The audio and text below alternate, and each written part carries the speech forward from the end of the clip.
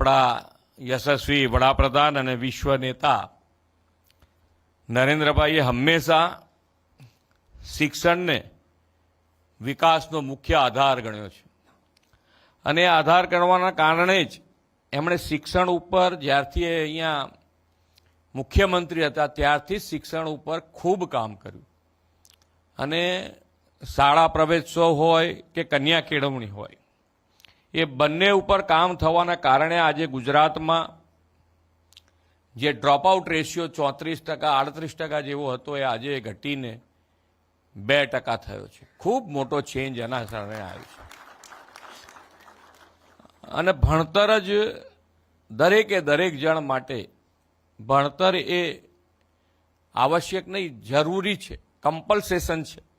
તો એમાં ખૂબ મોટો બદલાવ આ માન્ય વડાપ્રધાન શ્રી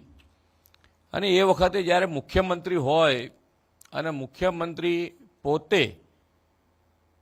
દીકરીને ભણાવવા માટેની ભિક્ષા માગે એવો જો કોઈ દાખલો ઉદાહરણરૂપ જો કોઈએ પૂરો પાડ્યો હોય